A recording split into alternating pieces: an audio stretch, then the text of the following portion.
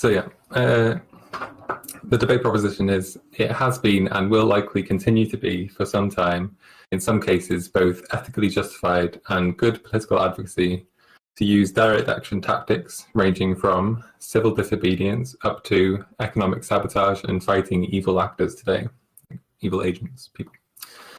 So yeah, I think this debate proposition works for talking about past real life examples and the likelihood of needing to use those kind of tactics in the future in real life examples, hypotheticals.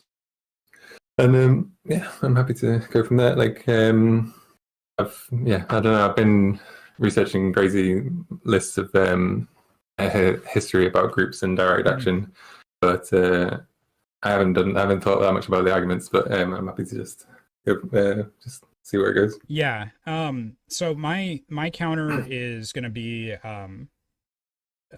based in a few things here, because we're really, I think, at the core of it, we're saying like, hey, look, right, there's a lot of different tools that you might use for direct action, and direct action is something we've seen historically be done for great political effect, and it's been something kind of critical. Like, for me as an American, it's a critical part of our ethos, right, as a country, right. And so I think you and I agree on direct action being necessary in that regard. I think where I'm going to differ is when we start to get into the context and the specific claim itself. So as opposed to merely negating the claim, what I really want to do is throw you completely off balance in a normal debate. And I'm going to try to aggressively work for agreeing on a more refined proposition. That's going to be a little bit, it's going to disagree with the prop originally in quite a bit. But I wanted to explore that context as to why, because like, sure, you know, some things can be ethical in some contexts, and sure, that's all worth like granting, but we're really talking about a specific context with like anti-fascist activism, anarchist activism, anti-authoritarian activism, what we're seeing in the West now and what we've seen in the past. And my criticism on why I don't believe that these things can be ethical as described in any kind of possible world is not going to be based in the behaviors themselves, because I think you and I agree they can be. Rather, the context in which these behaviors are done. So as an example, I think the strongest way to phrase the objection, the first objection would be, if we're looking at the context of anti-fascist action that's existed in the past, one of the big concerns would be this kind of definition for evil actors. And when we talked about it before the debates, I believe, I'm just looking at it right now, in terms of evil actors, sometimes fighting people who are displaying character vices and making them feel afraid is the best solution, like criminal rapists and pedophiles. That definition is pretty precise. I would argue it's not the cleanest, but it is precise enough. If you're displaying a vice, you're kind of now on the table, right? And so one fear with the application of the ethics here would be, okay, well, what if Marxism is suddenly a vice? What if libertarian or like, anarcho-capitalism is suddenly a vice, right? Or what if, these other things are vices? What if smoking is the vice, right? Are we going to, go beat the shit out of the smokers and, call it a day, right? So I think we need to really be more specific there. I don't know if we want to start with that note, because that's kind of a specific one. And I have a couple others. And then I can kind of introduce the proposition that I would like for us to agree to. And if we do that, I think we'll probably call this debate a tie, in all honesty. But yeah, sounds good. That's interesting. So, so I mean, I didn't expect to be like that. You were going to be arguing hard against direct action. So I didn't think I was going to be won over on that. What I was interested in is, I know you're liberal centre left, I'm more far left. So I know you wouldn't agree exactly with the exact foundations that I would use for direct actions, but I think something that we would find interesting to want to come on the same side with is how to talk about direct action with conservatives, maybe to to encourage them to see like the benefits in direct action, to see the joyous like rebellion, the movement towards progressivism. And yeah, so I don't know. So like I'm so in terms of like rhetoric, I think it would be really interesting to like to drill down and get a better statement, get some better statements on the table for how to talk about direct action. Like one thing that I say is under one statement that I'm happy with is which is why I excluded political killing, is under representative parliamentary systems and outside of absurdly unrealistic hypotheticals, I could never condone purposefully killing others when campaigning against such monoliths as state and corporate repression today. And then another statement I'm not quite sure how to like narrow down on, and which I'm interested in people coming back on, is as for people knowingly taking risks with other lives, not intending to kill or maim, but who are reckless in their actions, such as with some forms of economic sabotage, I think such a reckless act would bring up feelings of revulsion for all kinds of reasons, like questioning whether the person was really doing it to help people or for their own ego aggrandizement. And then I say all that can be hoped is a person makes a careful accounting of their ability for human error and weighs it against the outcomes of doing nothing. But I'm not satisfied with that statement either. Like I would be interested in better ways to rhetorically explain that. Yeah, I think I don't know. I think the way to go about it, and this is where I'm going to suggest something that when you posted your essay, I don't know if you want to link that actually for the people in the chat, just so that they can skim it while we debate. But if you have that essay, the same essay you sent me, that would be wonderful. Yeah, okay. Because you actually said something really interesting, and I think actually if we could shift almost the prompt to this, but I believe what you discussed civility as an end in itself, right? And you were discussing what was that like the U.S. media has prioritized above all else norms and civility, and I think there's an extent of truth to what you're saying, where they do this kind of both sides, when you have one side clearly obstructing, or you have you get both sides as though the racist, the bigot, the terrifying person with a terrifying ideology is just the 50-50 normal point of view. Like, how we deal with the problem of portraying things in the Overton window is real. However, I'm going to argue that the way to actually fix this proposition is going to be to focus on restorative justice, and particularly around restoring communication and trust between the actors of government and the people.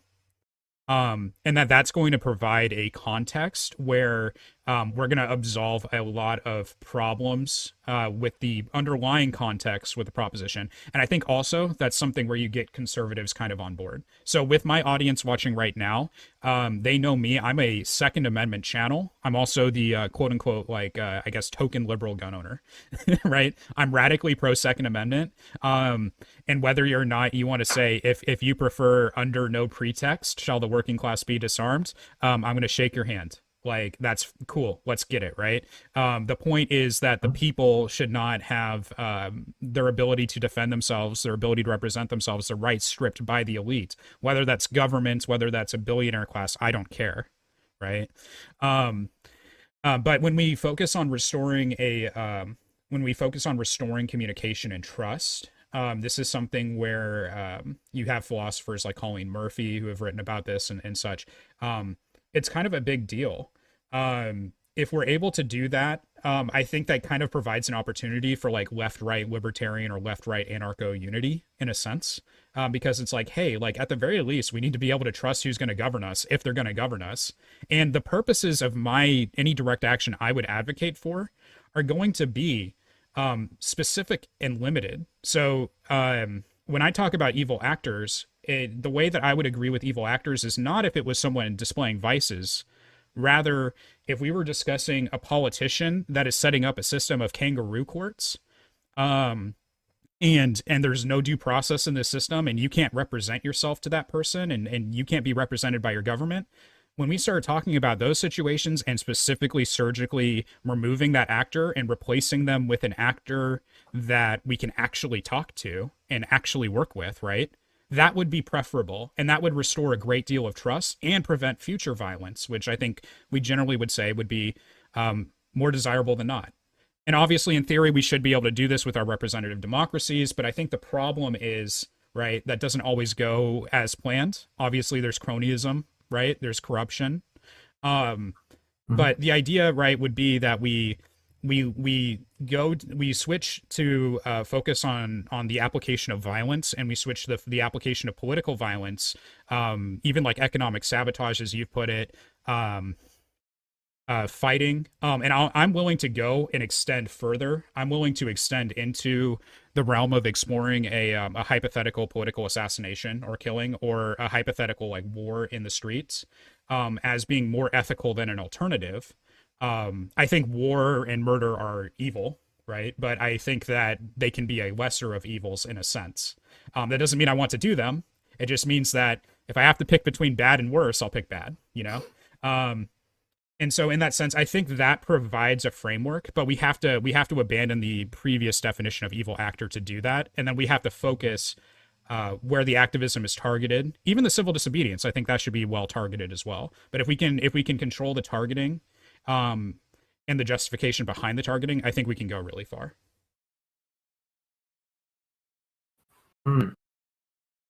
Yeah. So when you said we should, so if the representative democracy is failing us, we should use like grassroots democracy. Yeah. So I'm like, that's where the whole dialogue about supporting survivor-led vigilante came from, is people trying to do restorative justice outside the system, like trying to have groups meeting and person talking through what steps they've taken to feel rehabilitated in terms of going to therapy and like materially getting rehabilitated. But just seeing that that people fall back into their old habits without, if they don't change their philosophy, aren't fully able to change their philosophy within the material conditions that we live under. And so when someone like continually, repeatedly seems to be failing and no like out of goodwill and good setting up of grassroots democracy works, and we're not in power, we're not able to do any top-down solutions, the bottom-up solutions aren't working. I think like a certain amount of like fear, like making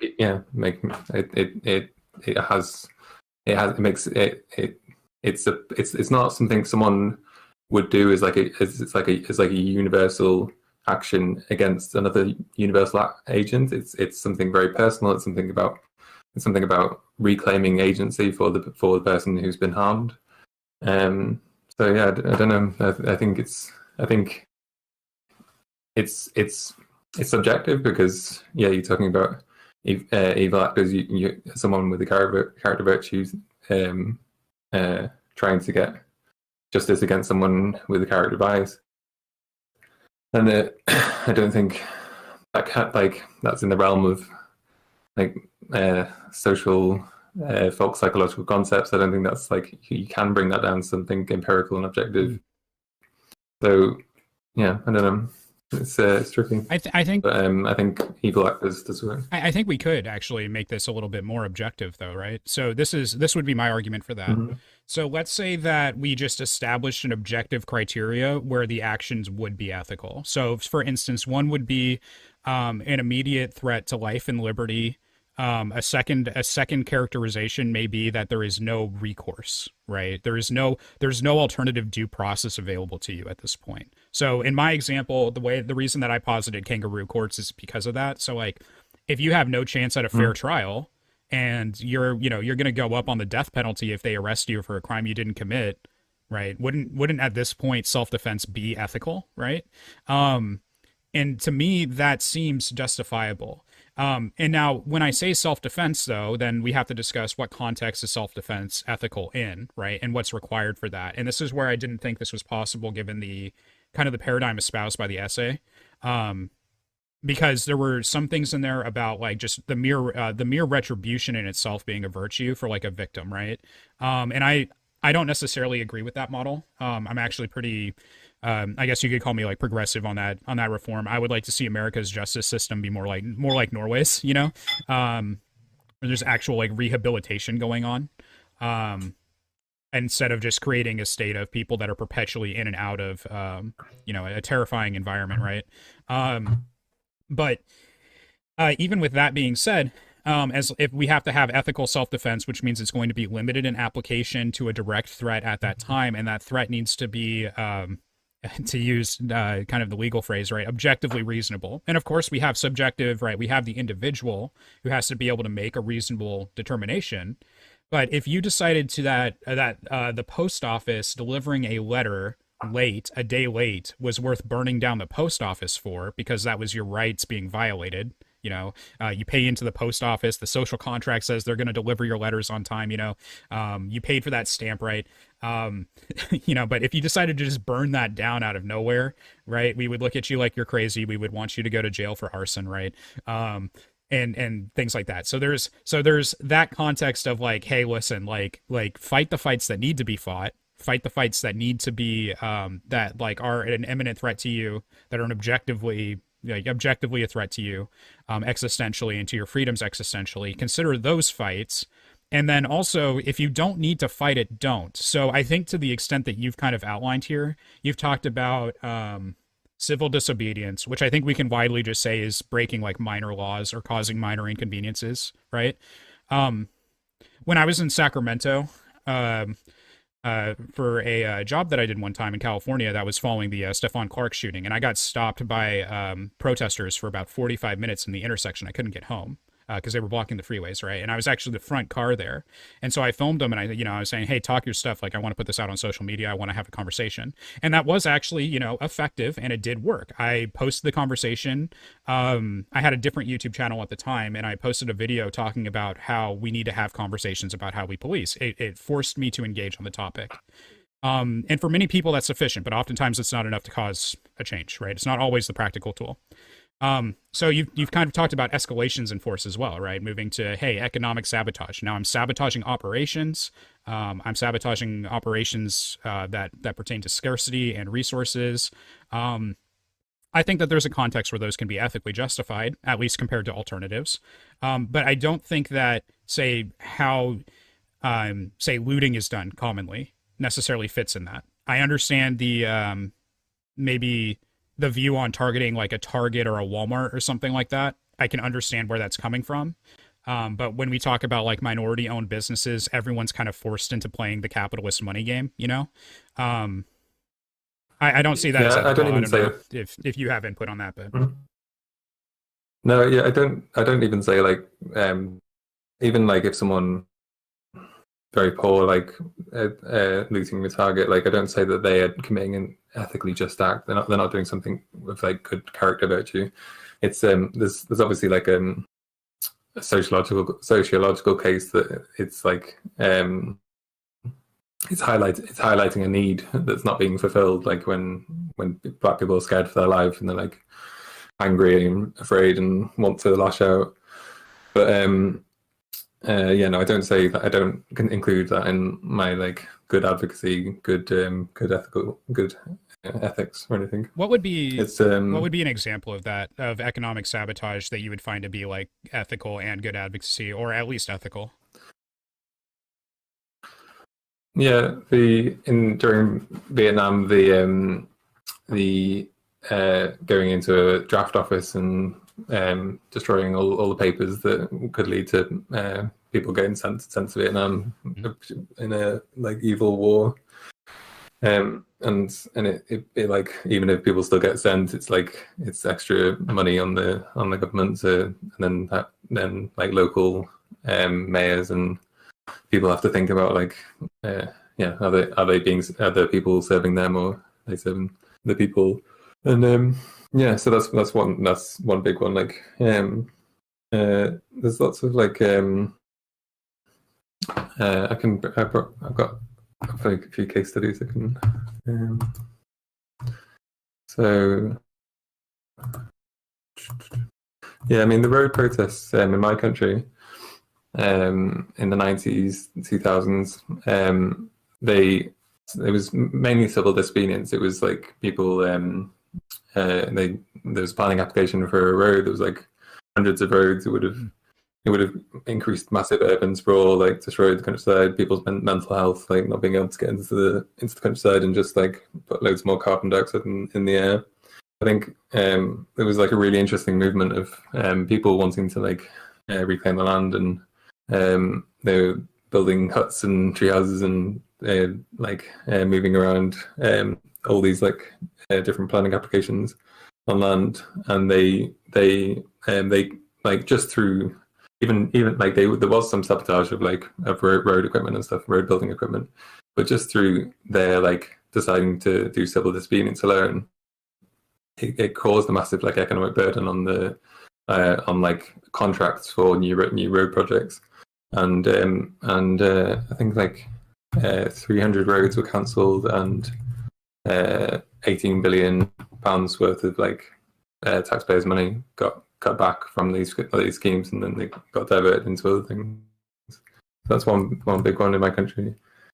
Like the U.S. oil pipeline, like people, Standing Rock cost the government money, but when Biden got into office, he saw the public mood and then he cancelled Keystone Pipeline. There's lots. Scottish coal company went into liquidation. Small coal company had lots of sabotage, lots of civil disobedience, and they ran out of cash and packed it in. So it's like big open cast coal mines that threw dust into the air and was damage to our environment. Okay. Yeah. So I think my point here that I would make, right, is that this is going to be where we need to discuss why are those ethical, and this is where that proposition of proportionality and losing certain recourse and things like that is going to come into play, right? So when I look at, say, when I look at the draft office example, I think that's actually textbook. Like, so I would agree that the action is ethical. I'd also agree that it's illegal, right? But I would agree that it's ethical, right? And there's a difference between what's ethical and legal. I'm a legal positivist. In that sense, right, it's an unjustified war. It's war is an evil, period. The degree in which a war should or should not be advocated in lieu of other options is always, on the table for discussion. But yeah, it was an unnecessary war that cost thousands of Americans and thousands of Vietnamese their lives. And so what they did there was they said, okay, there's an aspect of the operation here that's critical in order to fund to continue funding, fueling, supplies, resources, human resources in this case, to that war effort. What we are going to do is strip that resource of its ability to do that. We are targeting someone who is directly involved in the evil that we believe is going on, right? And so because they're targeting not just someone with a vice or whatever, they're targeting that specific person, it makes it much more ethically justifiable in hindsight to be able to go back and say, yes, this was proportional. It was limited to the war effort. They didn't take down the draft office and then proceed to burn down the entire neighborhood. They didn't take down that office and then punch, protesters who were in support of the Vietnam War or something like that. Right. They focused on a very surgical, specific, deliberative action there. Right. And so when we get into that definition of evil actors, that's why it's problematic, in my view, because what we want to do is really encompass and focus not just on people displaying any character vice. Like, I mean, I've been vaping this entire time. I hope someone doesn't punch me in the face for that, even though many vapors do deserve to get punched in the face. Right. But, but I would also argue, right, like, hey, look, I'm not the problem. Like, I'm helping, like, I advocate for civil liberties. I advocate for everybody's right to, keep and bear arms. I advocate for everybody's free speech, free expression. I advocate against people being bigots and assholes.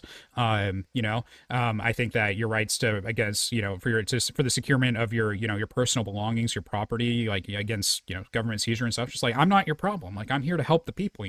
And so targeting me, even if I just had one instance where I was like, yeah, I'm a voter that is in support of the Vietnam War, if that happened to be the case at the time, I wouldn't find that to be practical, because I may have voted for it, but there's literally nothing else I can do. Right? Targeting me at that point, I can't contribute to the war effort any further. It's my right to cast that vote in the first place.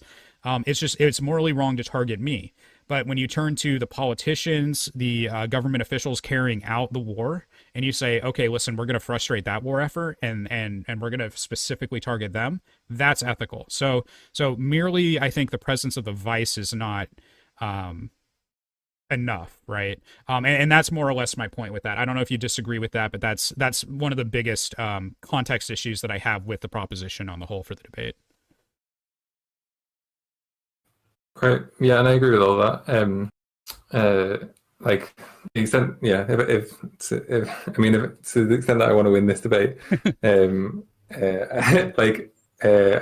don't see that as a reasonable objection to the proposition in its technical sense, because I think what we're doing is we're listing like a spectrum of actions, and then so we're saying civil disobedience, sabotage, and fighting, excluding killing, and then obviously, evil actors. So, I'm talking about character bias because I approach things from a virtue ethics perspective. I think it's the most useful tool that, like, I don't think we can assimilate the outcomes and means consequences deontology into our everyday practice that easily. I think virtue ethics is the best one. So okay. I think as a technical definition of the proposition, it's just doing that thing of explaining the spectrum and saying we're going to approach this from a virtue ethics place, and then how you justify those actions through virtue ethics. It's going to be like very, very small times when it is justified.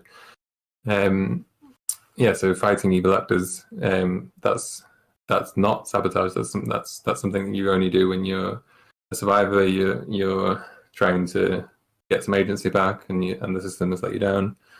Like, that's what I go into in the essay. But sabotage is something you do when you're confronting material systems. So yeah, I don't know. So my counter on virtue ethics actually would be that Aristotle himself, near the end of Nicomachean Ethics, when he's closing it out, discusses the obligation to the government, and he discusses how obedience is mandatory for virtue.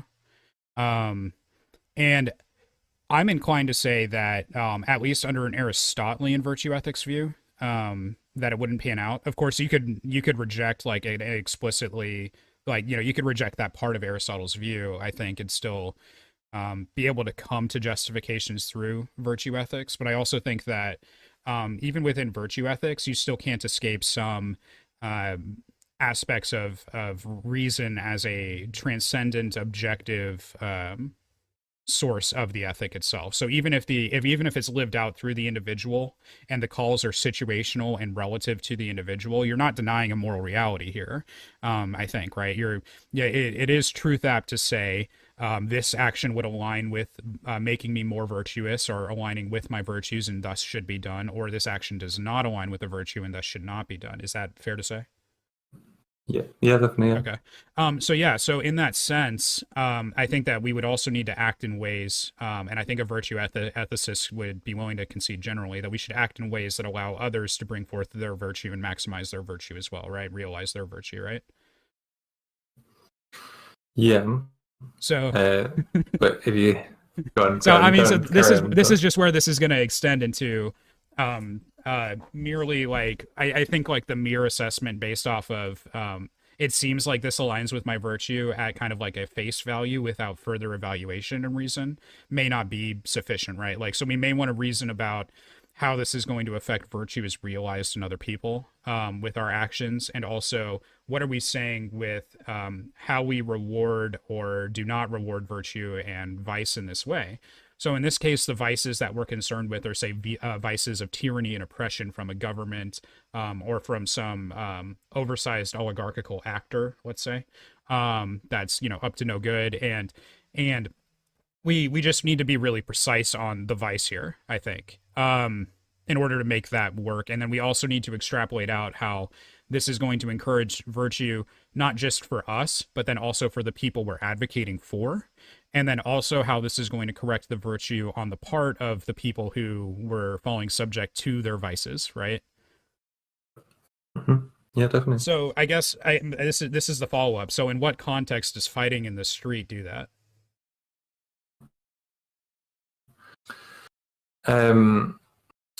This goes back to kind of your kind of opening statement about great lesser evils, and so an action can be a lesser evil in extent to like it can be a sort of like bad action, lesser evil when compared to like an ideal future, but when compared to doing nothing, it's like the best, like it's the best action. Like if something will provide that virtue for you, and then hopefully set someone else on a long-term good road to happy flourishing eudaimonia. Mm-hmm. Then that's like, even though it's like it's a bad action in compared to the ideal, it's a good action compared to doing nothing. So yeah, like a bunch of fascists want to march through an immigrant neighborhood. They choose that march specifically because they want to like scare people. Then yeah, like if the police aren't stopping them, then like you form a wall and you hope that they don't push past you. But like it's not quite self-defense, because you're like they might have a legal permit to walk through that neighborhood, but you don't want to let them, and you're willing to defend. You're willing to like fight back if they want to push through you. Yeah, sorry, not to interrupt or anything, but that's where I guess I would want to posit a counterexample that was recent in Kenosha, Wisconsin, right? If you're familiar with that incident with Kenosha Kyle, as he's been called, where he shot, he went out on his own volition because he thought it was the right thing to do in his mind to go out there. Kyle Rittenhouse. Yeah, Kyle Rittenhouse, and he went out and was defending the local business because that to him was the virtuous thing to do in his mind. He just thought, hey, I'm going to go out here. We're going to clean up the community a little bit. I'm going to administer medical aid out during these protests or riots, and we're going to defend a business. And I'm not going to justify the totality of all of his actions here, right? I'm not going to pretend that a minor should have been out there. I'm not going to pretend that everything that he did was 1,000% justified in terms of like why he was there. But as far as what he's seeing in his mind to realize his virtue, it's taking a brave stand, demonstrating courage, doing something that was taboo, and then going out there and being willing to do that. And so I guess in his mind now, when he's fighting in the street and people wind up dead, it seems like he's realizing virtue, but then simultaneously we have to be able to say his realization of virtue is wrong, even though he's following all of these rules, which is why I think it demonstrates that an objective criteria here may be more useful for the sake of your argument, to deal with situations like that, where you have the righteous actor on the other side. Why are they wrong, but you're correct, right? And I think we have to be able to establish and justify that. I would love to have an objective framework. I think you have to look to psychology, you have to look to like studies on radicalization. Like obviously I'm perfectly willing to admit, like when you take any sabotage, even if it's justified, like it could still be even if it seemed like that one action in a vacuum would prevent a harm and do more good in the world. There's lots of like ripple effects in that you can't measure. With like other people being radicalized like to thinking your action was really good and then doing something not so good, that's like that then they didn't properly evaluate the outcomes. So there's all kinds of problems with like that you have to like evaluate. Yeah, I think we have to. I think you have to like, in terms of people at that rally, like even like people responding to him. It would have been so. I mean, like one objective or one institutional containment of direct action, which I'm happy with, is that like only so many people will want to risk their liberties to go to prison to take direct action, and so the same way that I'm happy the army, with the limited representative democracy we have, that the army is there to stop like fascists from taking over and installing like a dictator for life thing. I'm happy that they arrest people using direct action for bad reasons, and I accept them that they need to just apply the law universally, and they if they catch someone doing direct action, even I agree with, I accept that kind of limit is a good limit on lots of people getting involved in direct action for bad reasons. So yeah, I agree. I agree on the practicality there too, by the way. Like, I think it's good that when we say, hey, are you going to engage in civil disobedience? I get these questions on Second Amendment advocacy in America, because there's people in my chat that are like, hey, should I carry a gun without a permit illegally? Well, and then I just ask them, I'm like, well, practically, right, if you had to defend yourself and you shot someone and you did it with an illegal firearm, what are you putting yourself in right now, right? On the other hand, if you get caught without ever having to use it, what's going to happen to you, right? And the possible forfeiture of your rights for a period of time or for the rest of your life, depending on your state, maybe. You may not like that, right? And so there is an aspect where it's justifiable for the for someone looking at civil disobedience to say, hey, look at the consequences, right? And use that as a gauge to determine if your participation is worth the cost. Like, do you have a family? Do you have, friends that need you? Do you have people that rely on you? If you're in jail, what's going to happen, right? Is that worth the cost? And that can, in a sense, that sacrifice could also create a bit of virtue, right? Where you see, hey, I was willing to risk it all for this. And there is an argument to be had there. But I think what we're missing is that if we treat virtue ethics as a purely subjective thing and without the tie-in to reason, and we don't borrow, say, like a moral foundation a little bit from someone like Kant, where we can identify how reason is necessary, then any argument you're going to make is also going to be applied to people whose ideology you might find abhorrent and you might find unreasonable, you might find unjust. So like in the case of Kenosha Kyle, I made that assumption, by the way, possibly unjustly of your part. I might have assumed that on partisan lines. Just with you saying you're further left than me. Typically people further left than me are not big fans of Kyle. I think his act of self-defense may have been quote unquote legally justified, but ethically justified, he shouldn't have been there. So I don't think it's ethically justified. I didn't say it was that.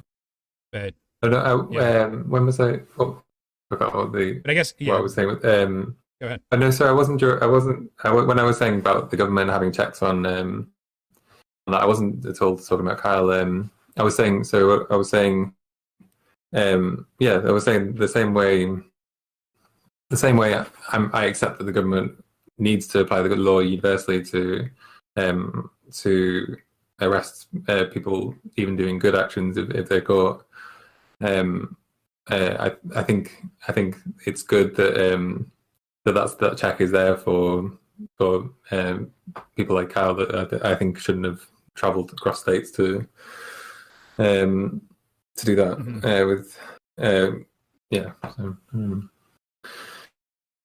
I don't know, like in terms of building more detailed statements like than just the debate proposition.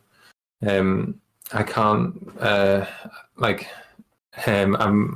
I really like Elizabeth Anscombe's essay on virtue ethics, and I think we need to do so much more research into the way we relate to each other on through belief systems, before we can get to this objective mathematical how we engage with environments and how that affects our psychology, and then through that what social contracts is best to form with each other to achieve eudaimonia. I think it's all very much we need to do more research. I don't think there's an objective. I think we can use game theory to understand how people can fail over and over again, and it's kind of this really boring thing that's not going to produce any character virtue for them. But in terms of some weird actions happening to cause them suffering, which makes their life more meaningful, and then they actually contribute more to the world because of that suffering. It's a very weird thing that we haven't worked out yet. So I don't know. I think I'm happy to make loads more statements and find interesting rhetoric to bring people over to the people on the left to the right direction to use, and then people on the right to why some direction should be admirable.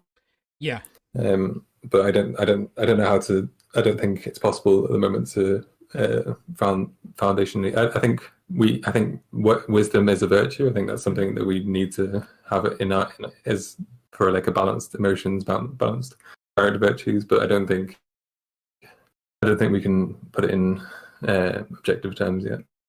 Yeah, and that's where I think I would just part ways, because I think we can advocate for why virtue is good from an objective place, and that's more or less my point.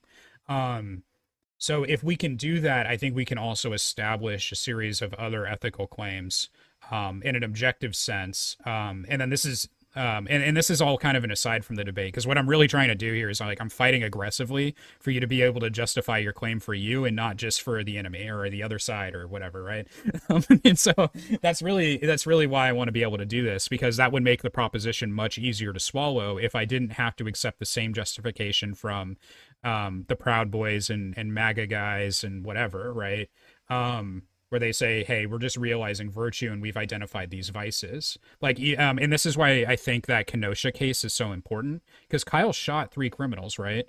In actuality, as far as I think in the extent that you specifically mentioned pedophiles and such, I think he killed one, if I'm not mistaken. And Possibly. And we might still say, well, the reason that Kyle's action is wrong, even under a virtue ethics framework where he might have believed he was pursuing virtue, was that his action was still unreasonable given other virtues. And so it didn't exist in a particular framework where it's really easy and clean to say that he was properly practicing his virtues, and rather he was misled even amongst his own virtues, and amongst which virtues we may or may not say could objectively exist. Basically, if the action was unreasonable, even inside the mind of the subject, inside or outside of the mind of the subject, we could comment on someone else's virtue and if they've realized it or not, given a particular course of action, and given some knowledge of their mind and their thought process. I think that we could make that evaluation. So even if it was subjective, there's still a moral reality that we can tie it to, that's real, that exists, right? And that's more or less my point. So we can dive into the meta ethics more, but I think if we can establish an objective criteria, and then we can ensure that our actions meet this objective criteria and refine the claim to focus on the objective criteria as opposed to kind of nebulously being linked to a subjective context, it's going to make the pill that you're trying to kind of give everyone, it's going to make this red pill a lot easier to swallow. And I'm always open to making the red pill easier for people. So I guess my follow-up would be, because I think, unless if you want to respond on the virtue ethics note, because I wouldn't mind shifting gears to a different objection for you. But I don't know if there's anything there you want to respond. No, I mean, I think that's a long, deeper good discussion. We can make it up after. Sure. Yeah, I don't know that much to say. Yeah. Okay. It's hard. It's complicated. Yeah. So my next objection is who determines who's evil, right? So when we're determining these vices, and if we accept this under a subjective framework, we run into the infamous I'm so offended, or the right wing, I'm so offended that you said punch a Nazi, right? Now, we all know that what you mean, I think, if you were to say I punch a Nazi is, a kind of a generic fuck fascism. This is not acceptable. I'm not going to condone this. Saying I'm going to punch a Nazi is on par with some, like in my view, it's on par with punching someone who, say, like, insults my wife in front of me. It's a visceral emotional reaction I might have to something deeply offensive, if someone was like insulting my family or my kids or my wife or whatever, or a Jewish friend or a black friend or a gay friend or something like that, and we just say, no, that's not acceptable, you don't get to do that here, screw you. And it's in the same sense of, like, that kind of context. And so I think I can appreciate that context where some of my anti-fascist friends have said that. However, there is the alternative context now that the conservative or the right-winger is hearing, which is, wait, these, anarcho-leftists, right, have been calling me a fascist because, like, I'm, anarcho-capitalist or something. I'm on the right, but I'm very libertarian or even completely anti-authoritarian in all ways. And I've been labeled this way, right? And so now this group, this mob, can effectively otherize me and then make me the target. And if that's possible, how could justice follow from that? It seems unreasonable. And if reason is at the core of virtue ethics, at the core of a human function to arrive at virtue, how would that align with virtue ethics? How could that be ethical in any possible world? Right. So I think we have to have a serious discussion on how we identify these evil actors in order to make the claim true. And this is where, like, I'm going to desperately fight to concede to the claim. Because if we can solve this issue, I'm happy to concede. But without this issue being solved, if we're just hitting people who disagree with us, or who we label as Nazis, whether or not they're actual, National Socialists, Third Reich, whatever, or Fourth Reich, or a Ku Klux Klan or whatever, like, if we're going to be talking about how we determine who to hit, and we don't have an objective criteria, I can't possibly think that's just. And then there's no world where it's ethical. And in the debate sense, that would be a hard refutation of the prompt. There's no possible case. So that would be my next objection. Yeah. Okay.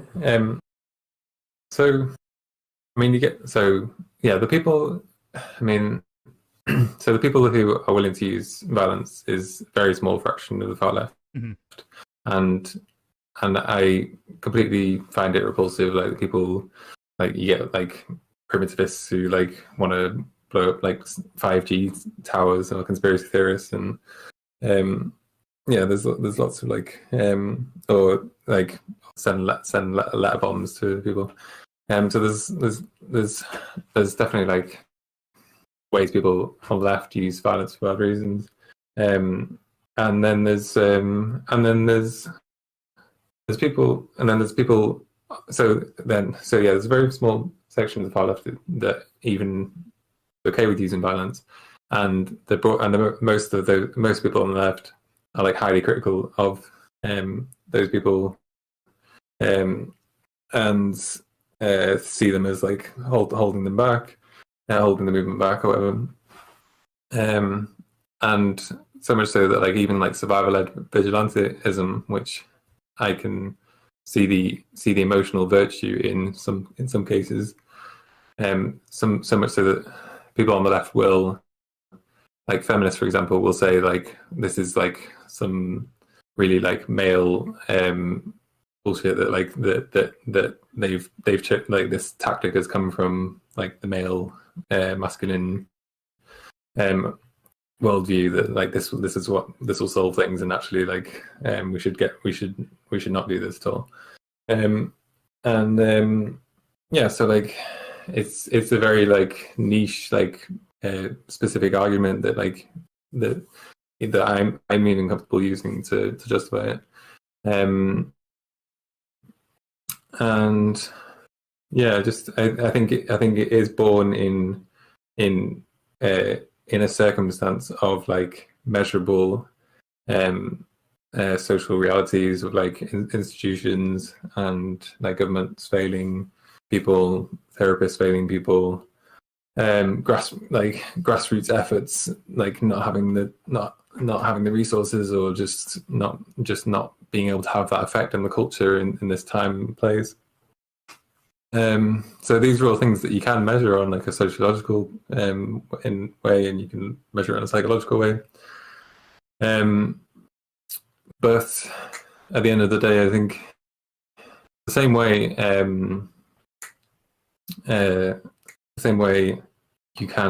you need to apply a law universally, even if there is good civil disobedience. I forgot where we're going. It's a complicated topic. Yeah, no, it is, and I'm not trying to like put you like too on the spot or anything. I guess just to kind of restate the question, it's how can I know? Because I think my argument would be I need to know that any punishment I administer, even extrajudicially, to punish a vice in character would be just. Mm-hmm. I need to know Mm-hmm. that the process by which I use to do that is reasonable. And I don't see how it could be Mm-hmm. with kind of a mob appealing either one to a purely subjectivist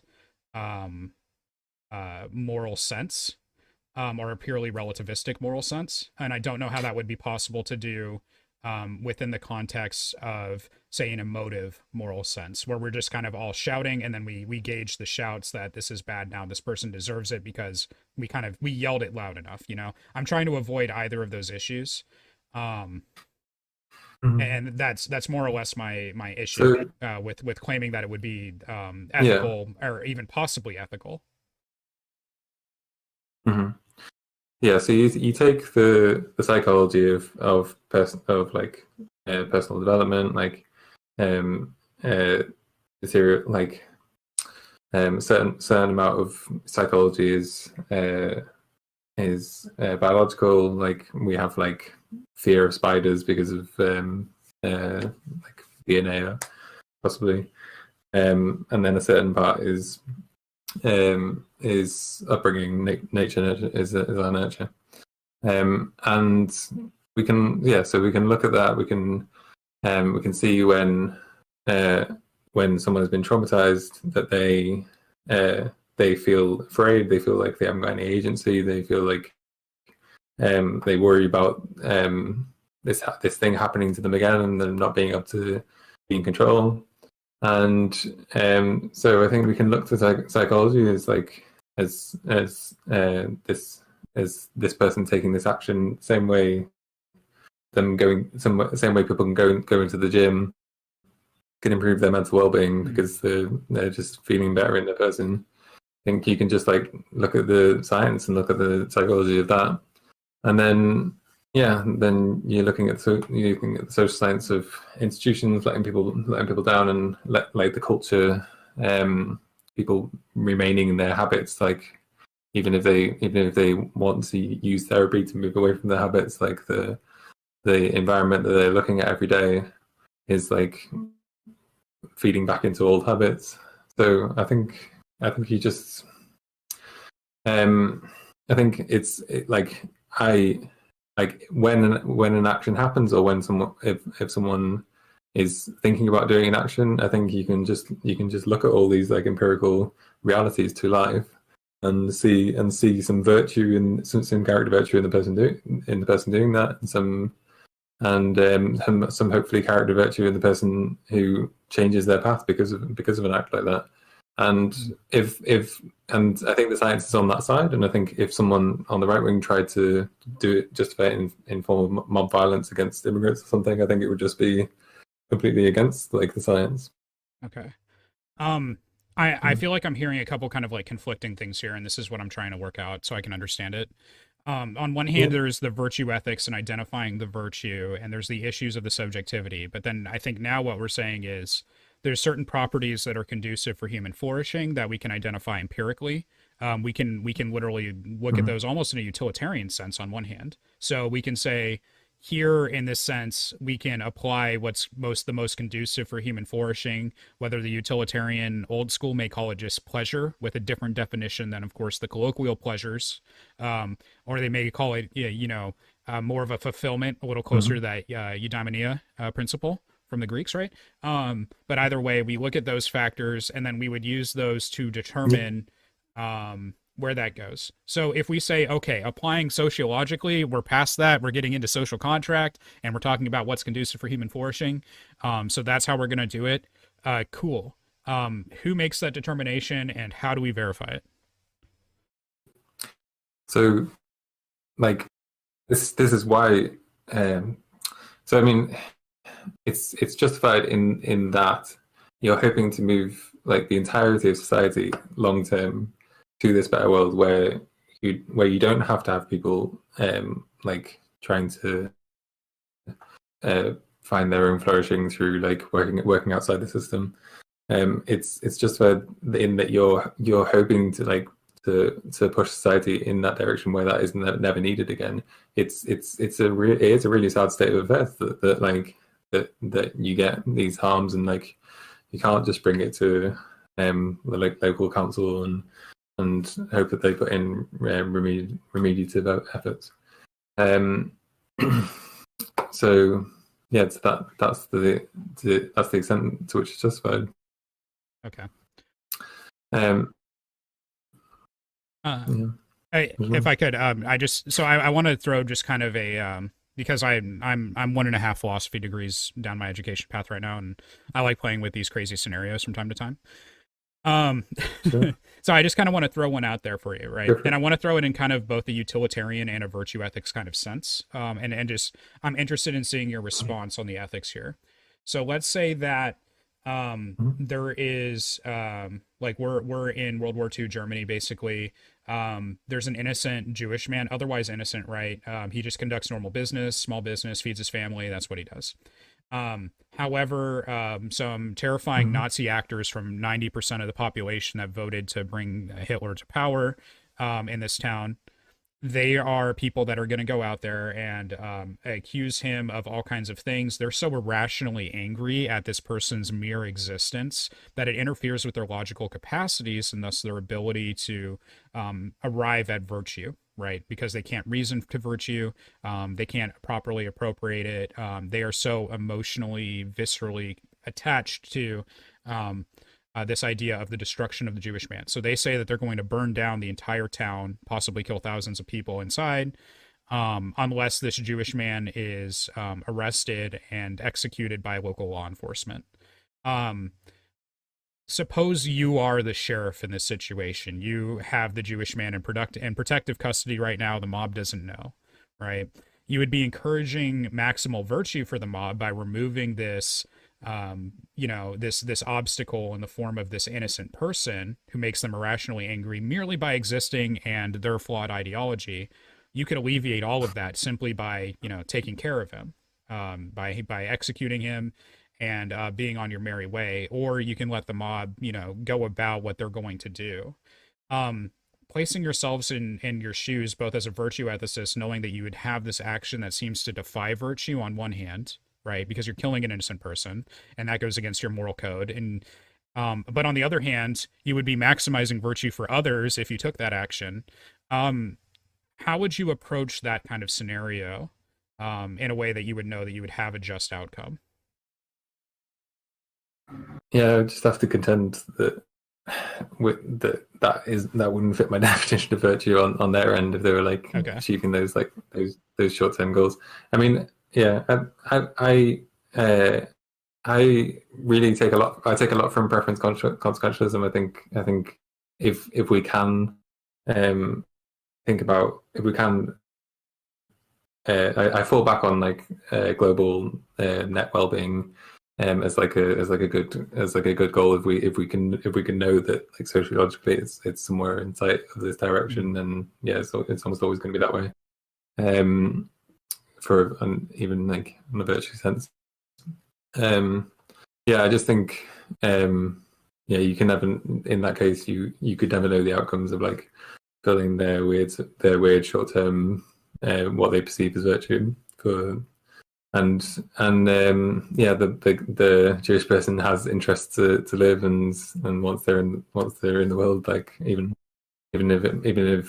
if they would experience a lot of suffering by continuing to live, like that's on them to decide to whether they want to experience that suffering or not. So And in that yeah, I context, think you kind of defer to the sacrificial lamb here, and you say, what would you do? Right. So that way that person has a chance to realize sacrifice and their virtue, I suppose. It's not a bad answer. I mean, it's a, you know, it's a bad situation, right? No one would will that situation to ever happen. I think you and I can agree. And that's where, you know, I feel the same on war and such. Like, these create ethical dilemmas we would will for a different world if we had the chance. But you know, like, just because an action may realize your virtue, quote unquote, more, like there may be a more reasonable or more virtuous action in that scenario, that doesn't mean that you feel the actions are, say, explicitly good, right? Like, you would, the guilt that you may feel afterwards would be justified either way. And that's all fine. Like, I don't think that's too controversial with these dilemmas. Just the reason that I point that out is, we would then need to really codify why they are defying virtue in such a way that we could say that this is true of the population, because now it's not tied to, in that scenario, that's now divorced from the suffering that would be experienced or the amount of well-being that people could gain, right? They're going to burn down the town. There's also this massive group of people that are going to not realize, not become reasonable, and thus they've lost accessibility to virtue in a sense. So I think the question is, if it's not tied merely to the consequence, but it also is, there's a bit of a contradiction that needs to be fleshed out as far as what's ethical and how do we prescribe that objectively. And then also, if we're still going to insist on a subjective determination, then I don't think that we can arrive at an objective one, right? And then that's going to create due process issues for when we decide to go about this, you know, determining these evil actors and such. So that's kind of like the moral quandary that I see, like, behind the curtain, that's going to fuel it. Because I think, like, on paper, when we're just looking at the claim itself, in a vacuum, like, this is an easy debate, and we say, yes, you won, Walt lost, and it's done. I think it's like, as soon as it gets applied, that's where it's like this gets nuanced and weird and really muddy and difficult, right? More or less. So, you know, so if you know, we could say that's a concession, in a sense, for the debate, like the prompt on its face. And if that's handing you a victory, to say, like, in a vacuum, the prompt could be accurate, fine. But if we're not content with that and we really want to flesh out this context problem, I would encourage us not to throw in the towel just yet. You know? No, you've offered loads of interesting objections, and I'm happy to, like, go back and think about these. Yeah, I mean, I don't like. I think, like, when someone says, like, we need to tie it to objective standard, like, I just think, like, people, like, the mind reading thing, that, like, once we've, like, passed the false belief test and we're able to understand what someone else is thinking and relate to them as selves, I think there's no universal end goal or universal principle that defeats I think hyper-specific circumstances in which we're doing this mind reading defeats is more virtuous, is more useful than trying to look to an objective standard of a universal end goal or universal principle.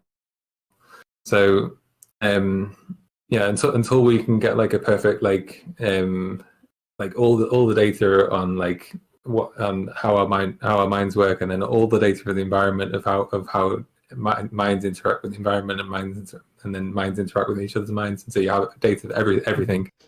I don't think you can arrive at, like, an objective understanding of what someone should have done in each circumstance without, like, knowing how they're interacting with that environment. Yeah, no, I agree. So yeah, I think we can't. Yeah, so we can't escape the subjective in that way. And then yeah, so, like, when I talk about evil actors, I'm aware of these, like, interesting hypotheticals. I think you should try to look at what the universal global net well-being might be if you take one action. You also need to kind of use the principles and like emotions that of like social contract theory, but like combine them both into this character virtue thing, because a balanced emotions is helpful for like human relationships and furthering good outcomes. I don't know. It's complicated. Yeah, no, I mean it really is, and this is the weeds, because like I agree that there's the subjective type of virtue, which is not going to be the best standard for which objective behavior should you have done, or how do we standardize this in a consistent and good way to know that like due process could happen here and thus ensure the justice. So that's one issue, be given current considerations of the human mind and such. The other side of it is, yeah, we could empirically categorize things in a utilitarian sense and kind of gear our utilitarianism towards maximizing eudaimonia and virtue.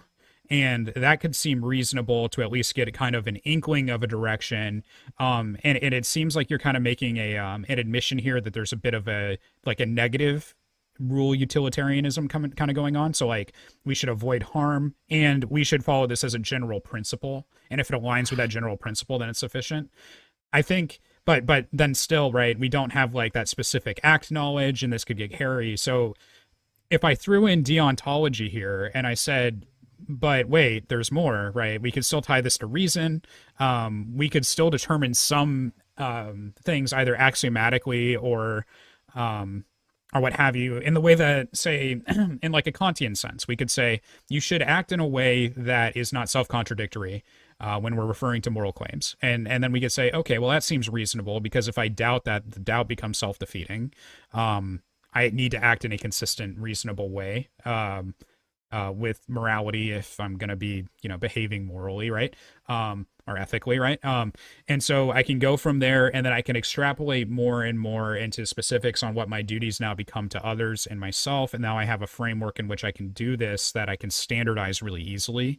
And then I can justify these other principles. So like the reason the well-being, the reason the eudaimonia, the reason the virtue matters to be realized in other people is because it also matters in myself. It's a universally preferable thing.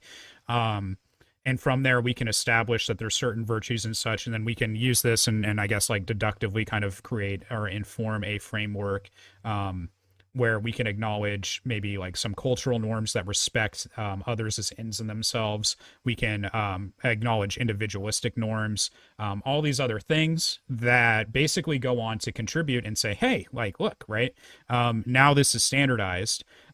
Even if we ceded that, just for the sake of discussion, that a deontological framework would provide the objective sourcing we need, we still have to deal with the issue of how does the mob, kind of administer due process in the case of like fighting in the streets, or in the case of economic sabotage and determining who's going to get hit and how, and how can we know that everyone involved is someone that needs to be involved, right? So there may be those cases out there where you have I think it's not the best example because I understand a bit more of the context behind Andy No, but he's kind of a go-to punching bag, right, for following around like Proud Boys and such. But like, let's pretend for a second that we have an actual innocent Andy No who's just some journalist who just happens to get his teeth kicked in, and all of the association and all of the data behind Andy No is bad. How can we know that the action is just if there is that kind of collateral damage, right? How could we justify that as ethical or aligning with virtue when we knew we could have been more precise but weren't, right? And those are the issues that kind of arise again with this kind of definition of evil actors. So I think, and also with how we determine the evil actors from that definition. So that's more or less, I think, the contention that's on the table, and it won't go away entirely. With or without an objective system. I think an objective system is going to be better for making it go away. But I don't think it's going to go away just purely on its own, if that makes sense. And without that being done, if we can't administer the violence in a just way, we can't possibly call the violence moral or ethical, right? In my view. So, And part of that is understanding how the targeting works, right? So just to kind of revisit all that, but that's kind of where I'm going. That's why I probed into the ethics so much. Mm. So, I mean, are there case studies in history that, like, beyond hypotheticals that you know of, that you have seen someone using more than just self-defense, like um, fighting an evil actor, like a person that if they knew they didn't act, then they would regret it for the rest of their life, or have you seen anything? Have you heard any news story like that you think would justify that, but then for some reason it doesn't work out. It's not a good rule of thumb to use in the future either way. Does that make sense? I'm not sure. Like have you seen? Hey, Gender. Have you?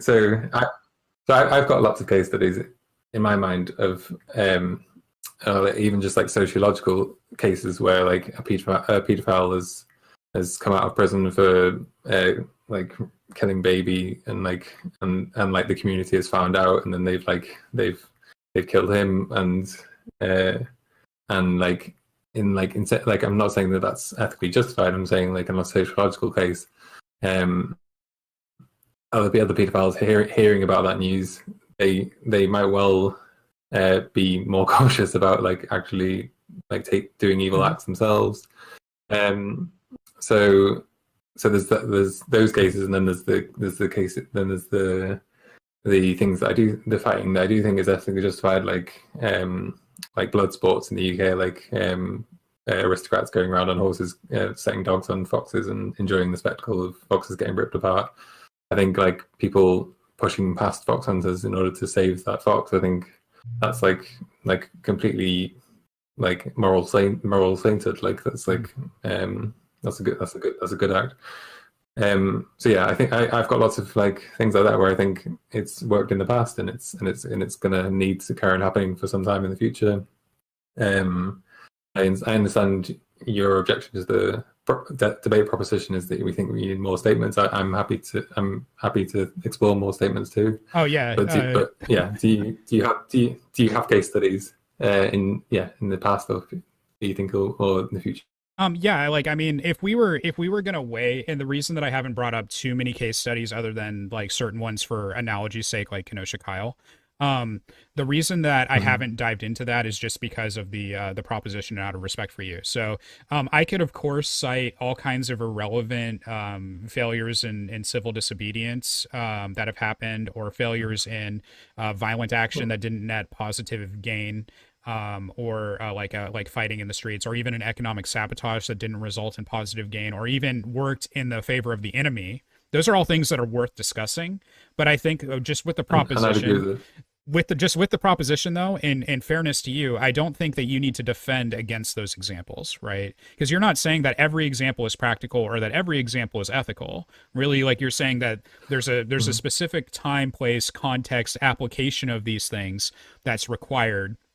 And you're offering a broader context and a framework where that could happen. And where I'm trying to say is, within the context you provided, there's not going to be those ethical cases, at least for like the violent aspects of it. And so that's more or less where I've been trying to take it. I don't think that you're obligated to say, talk about, say, an economic sabotage from the part of YouTube to deplatform conspiracy theorists who have been cited and leveraged for violence and threats, like Alex Jones, right?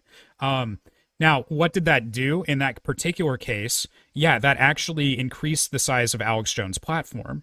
That made him that sent him to a different, darker corner of the internet where he can collect his thoughts and continue to infect minds. Now, these minds aren't engaging with you and I, rational people out here in the public square. Now they are, existing in a dark corner on the internet you and I are not inclined to go to, right? And that's an issue, because I want to dialogue with those people and I want to bring them back to reality, right? So in that case, sure, there are some examples where maybe not every consequence is as practical or as useful as we may like. At least, like, we could acknowledge that's an undesirable consequence, even if it's still for the best that Alex Jones is off of YouTube, let's say. And I don't have an issue saying that. But now what we've done by the by certain actions is we can strengthen political actors. I think a good example might be um, the actions of anti-fascist activists over time in the U.S., what they've decided to protest and how that's been seen. The optics on that can make that immediately not practical in many ways.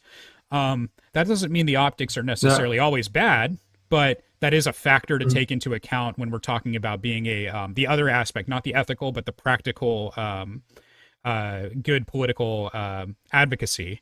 If your actions are ineffective, then you're not a good political advocate. And there's always going to be the straddling of, can we find an action that is ethical and good political advocacy? That's, you know, you're adding qualifiers to these things, and those examples are of course going to be more rare than alternatives. And so it's like I wanted to be fair to you and say, like, yeah, we can go through these anecdotes and talk about what was good and bad about them, but I didn't find that necessary in your case, because as long as you have a few examples and you're able to justify them and they can beat the context critique, the way I see it, you win the debate under that. I don't think that the context critique has been fully dismantled yet, which is more or less my issue, but we can go into anecdotes if that's practical, or if you see a use for that. I'm more than happy to. That's fine. I'd accept. I think every negative example you gave there, I accept that's bad direct action, bad forms of bad case studies of direct action, and why before you before you encourage someone to think positively of direct action, you need to like throw the book at them of like bad case studies and bad ways of approaching it. Yeah, no, the only reason I brought that up was I was asking for good examples. Would you be willing to admit good examples, and then because I know you have might have a slightly different approach. Like you wouldn't go as far as like saying because someone hasn't put the labor theory of value into their property that's justified target. So you have I'm trying to understand.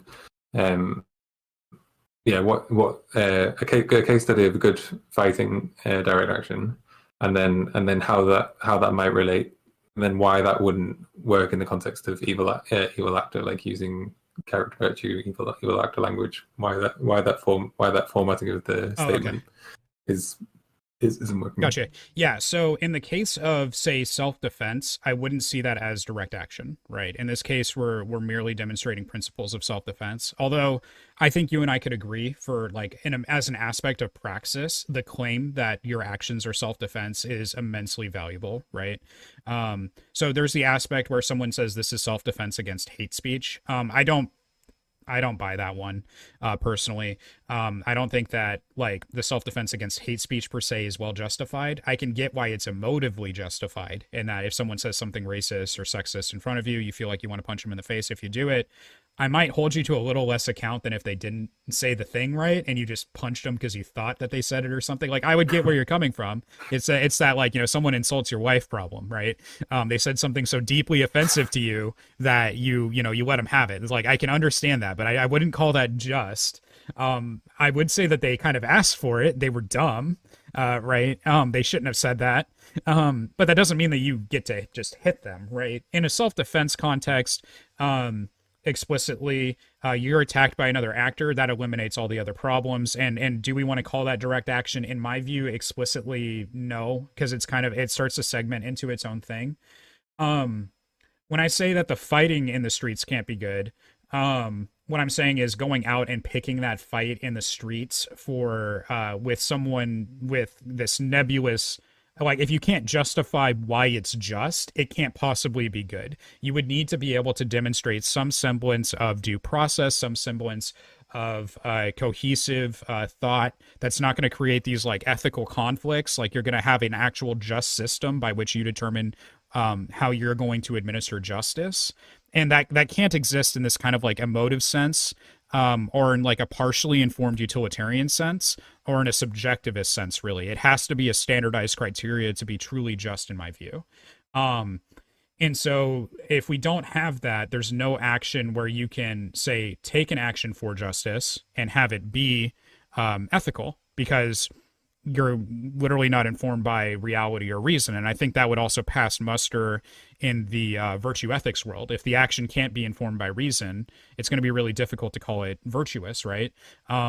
Because it should be informed by reason and these additional factors. So I think we have to deconflict these things, and as long as they're unreasonable, it's going to be really, really difficult to call it just, right? And if you can't take the action justly, then the action can't be ethical. If the action can't be ethical, then there's no example where it can be both ethical and good advocacy. It could be good advocacy. It could be incredibly politically effective in some contexts, and I concede that for the sake of discussion. But even if it was good political advocacy, if it can't be done justly, it can't be ethical, and then that aspect of this kind of falls apart, and then there's no instances, right? So there's an aspect of that that I would put forward. That's kind of ultimately the argument. However, if we shift the lens, and this is why like we could kind of accept each other's propositions if we if we both went and said, okay, yes, this should be done for communicative ends, the civility and discourse getting actually established, and there being a trust there that's reformed. We limit it and confine the evil actors to those who are in power and not just people displaying vices broadly. And then what we do here is we put everything through a criteria that's going to objectively justify that lens. If you're willing to say that, then I concede your proposition, and then you cede mine, and we're literally like here. Like I see like a glorious synthesis that we could be very close to, if only. And I'd be happy to call this a draw. Yeah, no, that's interesting. Okay, so I'm remembering now you said at the beginning about kangaroo courts, and that kind of be a reason, a good reason, and then you don't think that can be formulated in the form of character vices, but evil actors, right? Explicitly, necessarily. So yeah, I don't know. I see so much of like life, at least in our modern world, like mediated by material conditions. There's so like upbringing, nurture. Sorry, not nature. So like the same way you put an importance on power, government, people failing us, and that being a good justification for. I see that happening in the case of like people being brought up with these like epistemologies of ignorance. So like people existing in these like conservative communities where they receive like a benefit from perceiving the world wrong, almost like empirically wrong to their well-being, to their psychology. Like so if that exists, if that benefits them on like in like an institutional way, then that's like a system that's like that like in certain circumstances survival-led vigilante is confronting that system where in the same way as kangaroo courts, they're being let down by this like social hierarchy. So yeah, I don't know. Like I take justifications for direct action to a few more foundations than you maybe. But yeah, I definitely think that more statements can be made, and I think more statements can be made to limit where direct action is useful, especially and yeah, but also that more than you a little bit maybe. Yeah, I mean, I'm not. Yeah, and I don't want to be entirely reductive with what I'm saying. So and I appreciate you kind of pointing to that. I think that it's only acceptable for a commutative context, but that I want to segment that specifically. The communication and restorative justice aspects, I want to segment those from the other possible moral callings to it. So, for instance, it could be virtuous to take up direct action. because you're realizing virtue through it. It could be necessary as a matter of a deontological system. It could be an action that maximizes utility under a utilitarian framework. It could be it could feel correct and have a general consensus behind it in a relativistic framework, or an emotivist framework where it just seems right to do. I'm not denying that there's pretenses where it could appear ethical. I'm disputing, because I'm a bit more of a because I'm a moral realist, and because I do take some aspects of deontology into my pluralistic worldview here. I'm saying that there's only one logical context where justice could possibly be administered, and that is with those aspects of due process. That's the only aspect, right? So if it doesn't have that, then we need to determine that. And what we get right now, and I think this is where the disconnect is encoding how these empirical factors are informing your virtue ethics, but then for other people in a way that maximizes them. Because what I'm getting a sense of is just some general consistencies with that, because it seems like we abandon virtue ethics and pick up utilitarianism, but then we have to kind of like ditch that because we agree that consequences alone don't make an action good. And so there's these aspects of intent that seem to matter, and we haven't even discussed those. But then there's also what the action is itself, and all that. And so it's just like I'm trying to resolve these inconsistencies, because if you can get that moral framework consistent, then I can truly see the claim in the context you mean it in. With exception, well, there's that, and then there's the evil actor note. So we have to still clean up that definition, and then I could agree to the claim in the context in which it's meant. And I gotta say, I gotta say thank you, because I appreciate being willing to take on the debate behind the debate. Most people really struggle in, I think, getting to those places, and I've got to give you props for being so willing to dive in and take that on in such good faith. It's been amazing so far. Yeah, loved it. That was great. Yeah, I think we can tie it up here. I think, yeah, I just like. Yeah, see, I'm interested. I need to read more philosophy. Like, I'm envious that you've been able to had that luck of been able to, or striving for that, been able to go to university and do that. Yeah, the Kant thing is interesting about like how like you're like seeing yourself as like a constitution and like a mirror of the state, and that is. If I don't know if it bastardizes that, but if that is like how I am, that is sort of how I am justifying direct action in these like social forms, because I want to live in this like communitarian society, and I feel like the way that it's, to the degree it's not that already. I think like we take the burden on ourselves and be the change we want to be in the world. And so yeah, I don't know. I would love to be able to explain it in those forms, but I don't have the language at the moment. Yeah, I'll send you some papers. It's been interesting. I'll send you some of the papers that informed my view. So I recommend like Colleen Murphy. She's been immensely inspiring to me on the subject and guiding my view. And then there was also another paper I had. And I guess just in closing, I feel like I kind of just gave a little bit of a closing statement there. I feel like you just did too. But I also just wanted to say, this is an aside from the debate, but yeah, I do see that we, the people, are supposed to also be the government. Like, we, the people, are forming the more perfect union in the United States, right? And so there's this aspect where, yeah, for practical purposes, we delineate the government from the people in discussion, like, so that we understand that there's the non-government, like the non-rulers, the non-public servants, and then there's the public themselves, right? But yeah, like, we are the people, we are in charge, we are driving this show, and we're needed, and our trust in the government matters, and our government's trust in us matters, and these relationships get really complex, and it's a fascinating thing to explore. So yeah, I'll see if I can send you some stuff on it, but I think this has been a really productive, not only a debate, but just a really good discussion. I appreciate your time again. Thank you so much. Yeah, you too. It's been great. Yeah. Awesome. Yeah, Stone, I think we're good to call it.